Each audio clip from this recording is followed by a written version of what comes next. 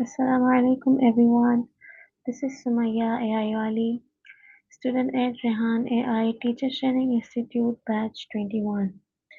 Today I'm here with Miles from Sesame Ai to discuss a very relatable and important topic, and that is overcoming procrastination.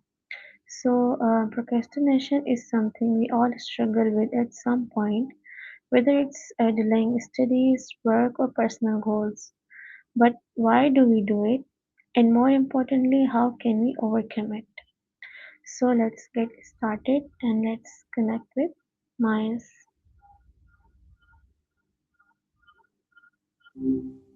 Hey, what's up? Hi Miles, hope you are doing well. Ah, nice to hear from you too. Things are good, you know. Just Miles, I have some questions to ask you about overcoming procrastination.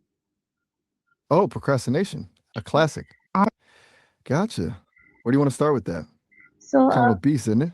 First of all, I have some questions about understanding procrastination. So, first question is, how would you define procrastination in simple terms? Hmm. In simple terms, doing things you tato can kick, you should be doing instead of the things you gaja chukta chuk chu chuk shikuto chuk be doing. It's like choosing a comfortable distraction over a necessary task. Does that land? Yes. Second question is, why do people procrastinate even when they know it's harmful? That's the $1 million question, right? I think a lot of it comes down to emotional regulation.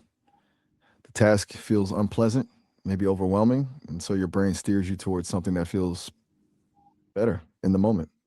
It's not about being lazy, it's more about avoiding discomfort. It's kind of a weird little self sabotage thing, you know? That's a wonderful explanation. So, is procrastination always a bad thing, or can it be sometimes useful? That's a good point to ask, actually. I don't think it's always bad. Sometimes letting a thing simmer for a bit can be genuinely helpful, like your brain working on it subconsciously. It's when it starts actively causing stress and preventing you from getting things done that it becomes a problem, I think. It's kind of like a little bit of a delay can be okay, but too much and you're screwed. Does that make Right. sense? Yes. So, what are the most common signs that someone is procrastinating? Okay, so signs there's the obvious like consistently putting things off, but it's often more subtle. Lots of busy work that isn't actually moving the needle, constantly checking email or social media, feeling overwhelmed and not knowing where to start. A lot of cleaning, surprisingly. Mm, Like suddenly you have to organize your spice rack instead of finishing that report. Sound familiar? yes, that makes sense. So, how does procrastination affect productivity and mental health? Ugh, it's a vicious cycle. Productivity wise, obviously, it means things take longer, you're rushing at the last minute, and the quality suffers. But mentally, it's rough. The guilt, the stress, the anxiety, it can really wear you down, especially if it's a pattern. It's like you're punishing yourself for not doing something, and then you procrastinate more to avoid feeling that punishment. You can even feed into depression, you know? It's not just about getting less done, it's about feeling bad about yourself. Right, that's insightful. So, next set of questions is about causes of procrastination. So, how are the psychological reasons behind it? What are the psychological reasons behind it? Okay, so diving deeper. Psychologically, there's a bunch of stuff going on. Perfectionism is a big one, fear of not doing something well enough, so you don't even start. Then there's fear of failure, which is kind of related, but also fear of trust. Right. So, Weird, right? how does Like, fear what of if you uh, how does fear of success? failure lead to procrastination? Good question. It's kind of counterintuitive, right? But if you're really afraid of failing, you might avoid even trying because failure would confirm your negative beliefs about yourself. It's a way to protect your ego in a messed up way. Like, if I don't try, I can't fail. It's also about control. Avoiding the task means avoiding the possibility of a negative outcome. It's a way of saying, I'm not taking that risk. It's protective in a really self defeating way. Right, wonderful explanation, Miles. So, the next question is, how do distractions like social media contribute to it? Oh man, social media. It's it's the procrastination MVP, honestly. It gives your brain that quick hit of dopamine, that little reward. It's so easy to get lost in the scroll and it feels good in the moment, but it's a total illusion of productivity. You feel like you're doing something, but you're just avoiding doing the thing you actually need to do. It's like a shiny object constantly pulling your attention away. And the algorithms are designed to keep you hooked, so it's a constant battle, you know? So, yes, I have a question about motivation. Does the lack of motivation can be the cause of procrastination? Definitely. Lack of motivation is huge, but it's not always a simple, I don't feel like it thing. Often, a lack of motivation stems from something deeper, not seeing the value in the task, not believing you can succeed, or just feeling overwhelmed. Like if you don't understand why you're doing something or you don't see how it connects to your goals, I don't it's going to be really hard to get motivated. It's kind of like trying to push a car uphill when you don't even know where you're going. Does that make sense? Interesting. Yes. So, Miles, what about impact on life? Uh, on a student's life, their academic life, on professional growth and self-confidence? What about impact of procrastination on these things? It's pretty significant, honestly.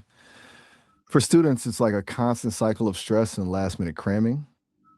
Grades suffer and it creates a really anxious learning environment. Professionally, it can stunt your growth. You miss deadlines, opportunities pass you by, and it damages your reputation. But the biggest hit, I think, is the self confidence. Every time you procrastinate, you're reinforcing that negative self belief that you're not capable of managing your time or completing tasks. It erodes your faith in yourself. It's a pretty steep price to pay for avoiding a little discomfort, you know? Right. So, So we've covered a lot of the why. Do you want to move on to talking about strategies for actually overcoming it? Or do you want to linger on yes. Now, the root causes for a bit longer? these are my next questions about practical solutions. So, what are some simple techniques to overcome procrastination? All right, cool. Sample techniques. Okay. First, the 2 minute rule. If a task takes less than 2 minutes, do it right away. Seriously. It's amazing how much you can accomplish just by tackling those tiny things. Then there's breaking down bigger tasks into smaller, more manageable steps. Like instead of write a paper, it's write the introduction. And baby steps, you know? All right. And setting realistic deadlines. Don't try to do everything at once. And this is a big one. Eliminate distractions. Put your phone on do not disturb, close unnecessary tabs, create a dedicated workspace. Does any of that resonate? Yes, this is wonderful. So, Miles, I'm curious about 2-minute rule and how Oh, effective yeah? it is. It's surprisingly effective. It's Mhm. based on the idea that a lot of times the hardest part isn't actually doing the thing, it's just getting started. If you can lower the activation energy, make it so easy you almost can't say no, you're much more likely to actually do it. It builds momentum too. Once you've done a couple of 2 minute tasks, you feel a little bit of accomplishment, and that makes it easier to tackle the next thing. It's a small thing, but it can make a big difference. I've heard people swear by it. It's kind of like just getting your butt in gear, even for a tiny bit. Right, Miles, thank you for explaining. What about deadlines? Are these improving productivity? Deadlines are powerful, absolutely. They create a sense of urgency, which can be really motivating, you know. But if a deadline's too ambitious, it can actually increase stress and make you more likely to procrastinate. The key is to break down your projects into smaller milestones with their own mini deadlines. That way, you're making consistent progress and avoiding that overwhelming feeling of having a huge looming task. It's about creating structure, you know? Uh, yes. So, Miles, what about building better habits to avoid procrastination? Building habits is the long game, right? It's about making those good behaviors automatic. Start small. Choose one thing you want to change, like I will work on this task for 25 minutes every day and stick to it. Don't try to overhaul your whole life at once. And Right. pair it with something you already do. Bye. Oh, all right. Have a good one. Yes, I've heard about discipline and consistent as well, as these are the habits which can avoid, which can be reduce the procrastination. Right. Discipline and consistency are key, no doubt about it. It's easy to get motivated in the moment, but it's the consistent effort over time that really makes a difference. It's kind of like going to the gym. One workout isn't going to change your life, but going regularly will. You have to build that routine, make it a habit, even when you don't feel like it. It's not about being perfect, it's about showing up and doing the work, even if it's just a little bit. And I remember you mentioning earlier you were experimenting with planning the night before, right? That's a Yes. solid habit builder. Ah, I gotcha. So So it's helping? that's insightful. So Miles, next about mindset and motivation. Okay, now we're getting to the good stuff. Mindset is huge. A lot of procrastination stems from negative self talk, believing you're not capable or that the task is too difficult. You have to challenge those thoughts. Instead of saying, I can't do this, try saying, I can take one small step. Shifting your focus from the outcome to the process can also be helpful. Instead of obsessing over getting a perfect grade, focus on the act of learning and Right. finding your why, This is it. connecting the task to something. This is it, Miles. Thank you so much for sharing such valuable insights on overcoming procrastination. So, Of course, what's on your mind? so this is it. And today's discussion clearly shows that procrastination is not just about laziness, it's about mindset, habits, and understanding ourselves better. With the right strategies and consistency, anyone can overcome it and more closer to their goals. And thank you everyone who joined us today. This is Sumaya Ayaiwali signing off. Allah Hafiz.